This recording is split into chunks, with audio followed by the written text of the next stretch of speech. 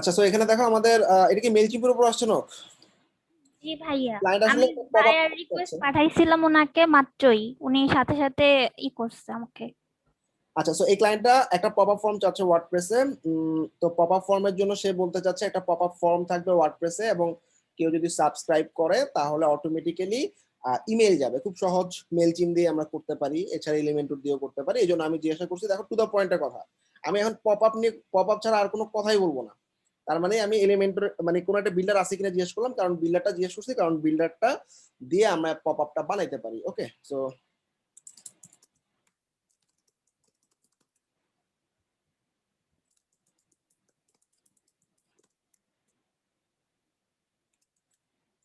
মেলচিম account যদি থাকে মেলচিম দিয়েও করতে পারবো।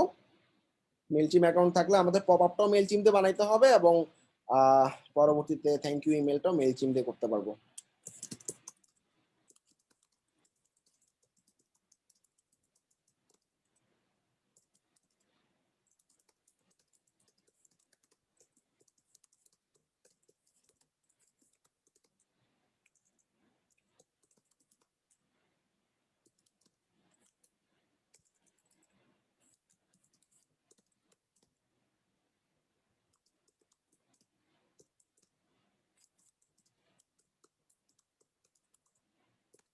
আচ্ছা, এই যে ইমেল ওয়ার্ডটা লিখছি না, এই জন্য দেখো ওয়ার্নিং দেখাচ্ছে। তো আমাকে তো ইমেল লিখতেই হবে, আমাকে ইমেল মার্কেটিং নিয়ে কাজ করতেছি, ইমেল লিখতেই হবে। সেক্ষেত্রে এভাবে ড্যাশ দিয়ে দিবা। হ্যাঁ, ইমেলের জায়গায় মেইলও তো লিখতে পারি আমরা। মেল লিখা যায়।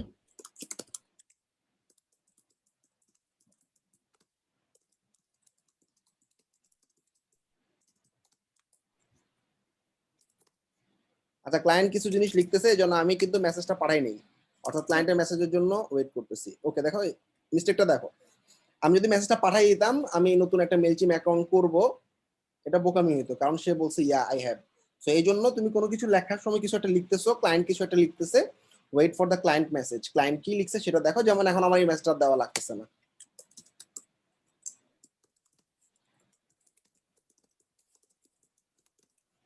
বাজেটটা জিজ্ঞেস করে ফেলতেছি। সেকেন্ড পয়েন্ট, আমি বুঝে গেছি কাজ কি। দেখো আজকের ক্লাসের সাথে মিলাই দেখাই দিচ্ছি। ফার্স্টে বলছে আমি কাজটা কি বুঝে ফেলছি, কাজটা কি মেলচিম পপ আপ বানাইতে হবে এবং একটা থ্যাংক ইউ মেল। বাজেট কত? 5, খুবই কম। বাজেটের পর কি এস্টিমেটেড ডেডলাইন। তোমার বাজেট কি স্টার্ট 5 দিয়ে করছো তোমার গিগে? ভাইয়া, জি ভাইয়া, ওই আচ্ছা, ঠিক আছে। মেল চিপটা ফার্স্টেরটাতে 5 দাও। ওকে, আচ্ছা ওয়েল।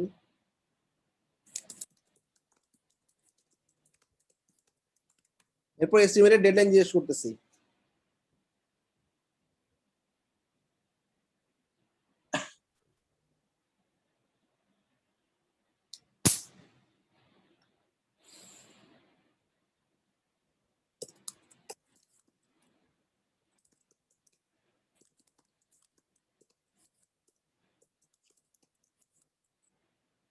ক্লায়েন্ট লিখতেছে, সো আমি আমার মেসেজ লেখা অফ করে দিছি, দেখি ক্লায়েন্ট কি লেখে।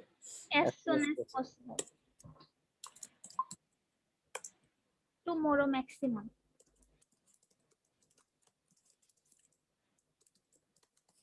ওকে সান্ত্বনা দিয়ে দিলাম, আমি 12 ঘন্টার মধ্যে করে দিতে পারবো। তো দেখো আমি বাইরে কোনো কথাবার্তা বলি নাই। এখন 5 থেকে একটু বাড়ানোর জন্য কিছু একটা প্ল্যান করা যায়, দেখি। বাজেটটা 10 করলে, আচ্ছা আই Let's go.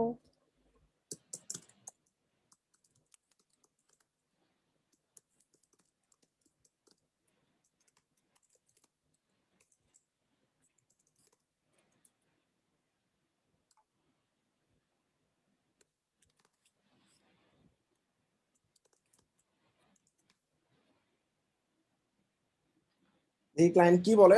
ক্লায়েন্টের 40টা রিভিউ আছে। ও অলরেডি সেলার, লেভেল 1 সেলার, ইসরায়েলের। আর অনেক সময় দেখবা ক্লায়েন্টকে এরকম অফলাইনে দেখায়, হ্যাঁ এরকম অফলাইন দেখায়। ক্লায়েন্ট হয়তো অনলাইনে আছে কিন্তু অফলাইন দেখায়। তখন তুমি ব্রাউজারটাকে জাস্ট একটা রিলোড দিবা।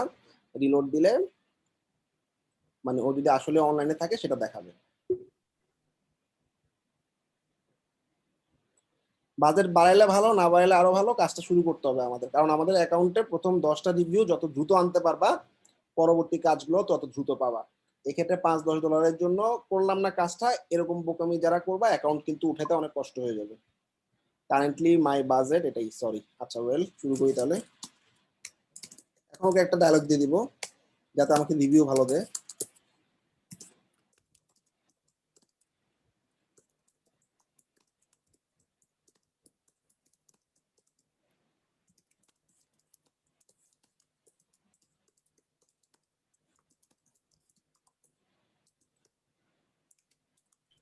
ভাইয়া রিভিউ কথাটা নাকি লেখা নিষেধ? আচ্ছা রিভিউ কথাগুলো এভাবে দিয়ে লিখো, ড্যাশ দিয়ে লিখো।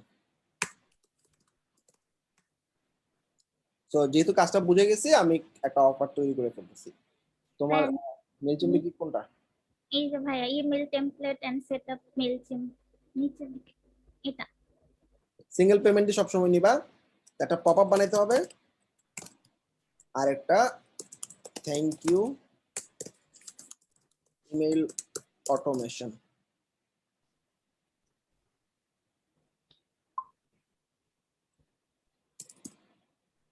আচ্ছা বাজেট একদিন তো একদিনের মধ্যে চাইছে, বাজেট হচ্ছে 5।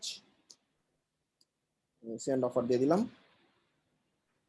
অফারটা পাঠায় বসে থাকবা না, কিছু জিনিস লিখবা, লাইক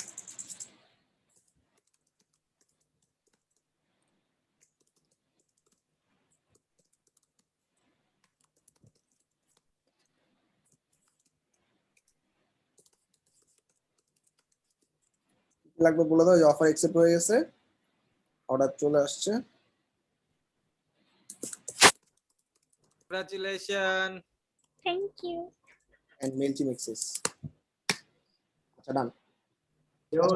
অর্ডারটা যখন আসবে তোমরা খেয়াল করবে অর্ডারের রিকোয়ারমেন্ট নামে একটা বক্স থাকবে। হ্যাঁ, অনেক সময় অর্ডারটা এরকম স্টার্ট হয় না, মানে এখানে যেরকম টাইম দেখাচ্ছে এরকম টাইম স্টার্ট হয় না। ইন দ্যাট কেস তোমাদের এখানে নিচে একটা নোটিফিকেশন দেখাবে তোমার ক্লায়েন্ট তোমার রিকোয়ারমেন্ট গুলো দেয় নাই, তখন তুমি ম্যানুয়ালি ক্লিক করবা, ক্লিক করে I have all the contents দিয়ে তুমি অর্ডারটা স্টার্ট করে দিবা। ঠিক আছে, খেয়াল করবা যে তোমাদের অর্ডারে যাতে এরকম টাইম কাউন্টার, এরকম কাউন্টার যাতে ঘুরতে থাকে, কাউন্টার ঘুরতে থাকবে। 1 2 নাম্বার হচ্ছে যদি কাউন্টার না ঘুরে এখানে দেখবা একটা অপশন আছে রিকোয়ারমেন্ট দেয় নাই, বাটনে ক্লিক করে বলবা I have all the requirements, start the order করে স্টার্ট করে দিবা।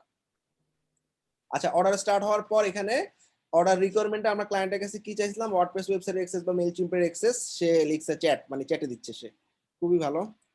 আর হচ্ছে যে অর্ডার স্টার্ট হয়েছে, এখন আমাদের অর্ডারের কনভারসেশন গুলো দুটো জায়গায় করা যায়। একটা হচ্ছে এটা হচ্ছে অর্ডার বক্স, এই অর্ডার বক্সে কমিউনিকেশন কখনোই করব না আমরা, কারণ এই অর্ডার বক্সের কমিউনিকেশন গুলো ওপেন, অর্থাৎ ফাইবার কাস্টমার কেয়ার বা ফাইবার যে কেউ আসলে এগুলো দেখতে পারে। সেক্ষেত্রে আমি এই যে রিভিউর কথা লিখলাম, বাজেটের কথা জিজ্ঞাসা করলাম, ইমেইল ওয়ার্ড গুলা লিখলাম, এরকম লেখাগুলা অনেক ঝামেলা। ঠিক আছে, তো মানে ইন দ্যাট কেস কখনোই তোমরা এখানে কথা বলবা না, বলবা কোথায়, একদম নিচে দেখো এই যে কনভারসেশন নামে একটা অপশন আছে, এই কনভারসেশনে চলে যাবা, অথবা তুমি তোমার ফাইবার অ্যাকাউন্টের একদম টপে দেখবা মেসেজ নামে একটা অপশন আছে, মেসেজে ইনবক্সে যাবা, ইনবক্সে গিয়ে তোমরা ক্লায়েন্টের সাথে কথা বলবা। সো দেখো জাস্ট ক্লায়েন্ট মেসেজ করছে, আমি টু দা পয়েন্টে কথা বলছি, একটু সামারি করতেছি দেখো।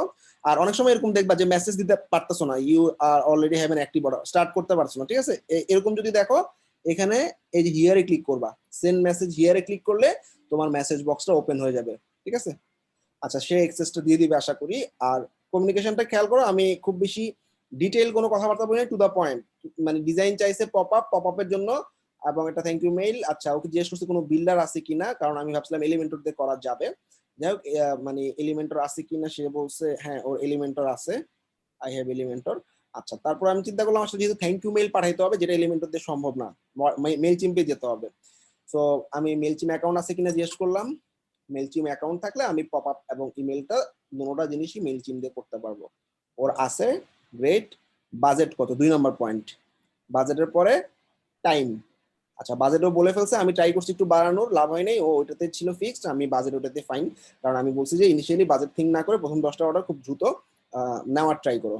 তারপর হচ্ছে আমাদের কখন লাগবে, অর্থাৎ এস্টিমেটেড ডেডলাইনের ক্ষেত্রে আমি ও বলছে টুমরু, আমি ওকে একটু সান্ত্বনা দিলাম, আমি 12 ঘন্টার মধ্যে দিব, টেনশনে কিছু নাই।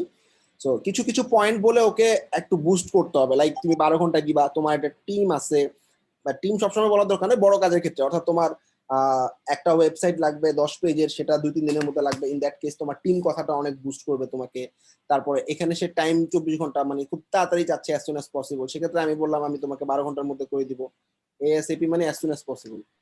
তো তো এক্ষেত্রে আমি 12 ঘন্টার মানে খুব মধ্যে করে দিব, এই জিনিসটা ভালো হয়েছে। তারপর হচ্ছে বাজেট জিজ্ঞাসা করছে, এরপর তো ডান, কাজের রিকোয়ারমেন্ট চাইছে, খুব দ্রুত আমি কাস্টম অফারটা পাঠিয়ে দিচ্ছি। আচ্ছা এখন ব্যাপারটা চিন্তা করো, আমি কাস্টম অফারটা যদি না পাঠাইতাম তাহলে কি হইতো, অর্থাৎ সে মনে করো আরেকজনের সাথে কমিউনিকেশন করতেছে, তুমিও বসে আছো ও বসে আছে, ও কোনো মেসেজ দেয় নাই, মানে এখানে তো আমাদের কথাবার্তা শেষ, সব জেনে গেছি, লেটস গো। তাইলে ও আমাকে ওর এখন অর্ডার করতে হলে ওকে কি করতে হবে, তোমার গিগে ঢুকতে হবে, তোমার গিগে গিয়ে প্রাইমারি প্যাকেজ চুজ করে তারপর গিয়ে অর্ডার করতে হবে। ওকে এত ঝামেলা না করে আমি ইনবক্সে কাজ সারাই দিলাম, ইনবক্সে একটা কাস্টম অফার পাঠিয়ে দিলাম। ও জাস্ট এই যে অফার একসেপ্টেড এর মতো একটা বাটন ছিল ওর কাছে, যে একসেপ্ট দা অর্ডার, একসেপ্ট বাটনে ক্লিক করছে, পেমেন্ট করে দিয়েছে, ওর কাছে অর্ডারটা ঢুকে গেছে। তো সবসময় কাস্টম অফারটা যত দ্রুত পাঠানো যায় তত দেখবা তোমার কাজ পাওয়ার চান্সটা অনেক সময় বেড়ে যাবে।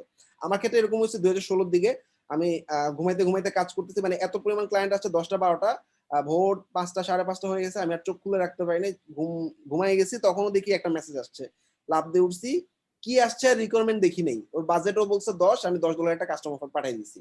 পরবর্তীতে সকালবেলা উঠে দেখি অর্ডারটা চলে আসছে এবং কাজ করছি।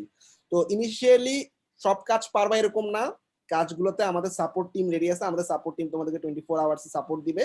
আর ম্যাক্সিমাম ক্ষেত্রে যেটা করতে হবে, আজকে নিজে নিজেকে আসলে একটু গুগল করা, ইউটিউব করে বা গুগল করে। আমি যখন কাজ শুরু করছি আমি ওয়ার্ডপ্রেসে একটা থিম শুধু কাস্টমাইজ করে মার্কেটে নেমে গেছি।